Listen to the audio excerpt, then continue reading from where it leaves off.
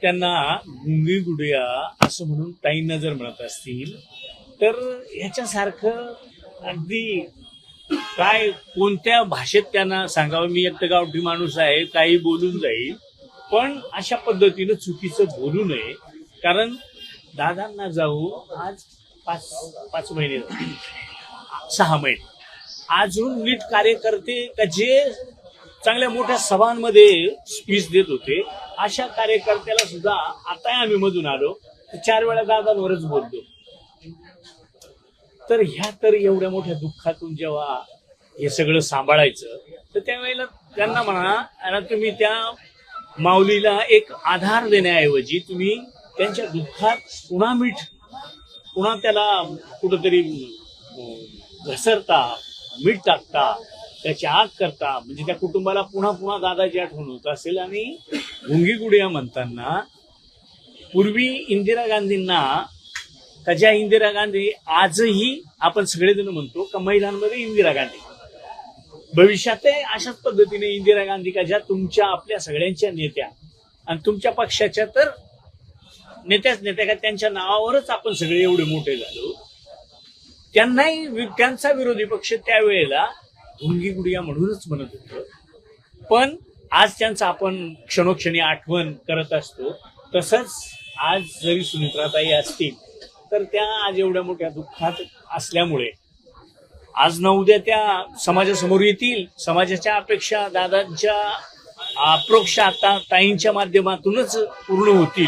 अशा पद्धतीनं सगळ्यांना जे काही वाटत होतं आता दादानंतर काय, पण आज नवे प्रवेश त्या ठिकाणी होतात का दादांच्या जागेवर का ज्या लहानपणापासून त्यांच्या घरात राजकारण, ताईंच्या माहेरी राजकारण, इथं आल्यानंतर दादा बरोबर 35-40 वर्षाचं राजकारण, आणि त्यांना तुम्ही गुंग्या गुडिया म्हणतात असा त्याच्यासारखं वाईट दुसरं कोणतंच नाहीये. एक दिवस येईल का इंदिराबाईंसारखंच आपण ताईंना सुद्धा त्या ठिकाणी पाहू आणि इंदिरा गांधींप्रमाणेच का जसं आता समाजात एखादी मुलगी नाही भाऊ ही इंदिरा गांधीच आहे, म्हणजे त्याच पद्धतीने त्यांनी आज ह्या 6 महिन्यात जे काही सरकारमध्ये कामकाज जे सुरू आहे होईल ना, आज ना उद्या ते बोलणार, आजही बोलतात. आता आम्ही काही ठिकाणी अक्षरशः त्यांची भाषणं ऐकली, भले ते आमच्या आमदारांमध्येच असतील, तर त्यांच्या डोळ्यात पाणी येण्याआधी आमदार ढसढसा रडायच्या अशा पद्धतीच्या काही स्पीच, काही कामाच्या माध्यमातून, पण तरी सुद्धा कार्यकर्त्याला धीर देण्याचं काम त्या ठिकाणी ताईंनी केलं. निश्चितच त्यांनी केलेल्या त्या शब्दाचा आणि जे करणारे आहेत त्यांचा सगळ्यांचा मी तरी धिक्कार करतो.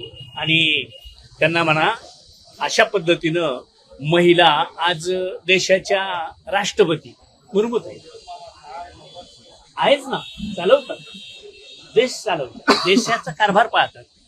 हे राज्याचं तर त्यांच्या घरी एवढ्या वर्षानुवर्ष ते राजकारण किंवा समाजकारण, निवड राजकारण कधीच केलेलं नाही, समाजकारण आणि राजकारण करायला म्हणून हे सगळेजण बोलून आणि राजकारणात आम्ही काहीतरी वेगळं करतो हे दाखवण्याचा प्रयत्न करत असतील तर जनता आता दूध खोळी राहिलेली नाही. सगळ्यांच्या वतीनं, जनतेच्या वतीनं त्या ठिकाणी आम्ही धिक्कार करतो. परंतु आता हर्षवर्धन सपकाळांची पत्रकार परिषद सुरू आहे, ते सातत्याने राष्ट्रवादी काँग्रेस पक्षावरती आरोप करतात आहेत.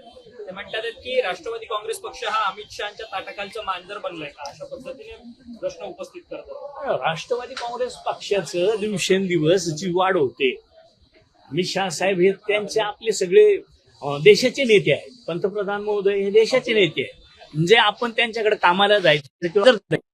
मी जात असतो, मी एक वेळ टाईम नाही सांगत म्हणजे काय टाटाचं मानता येते. धन्यवाद.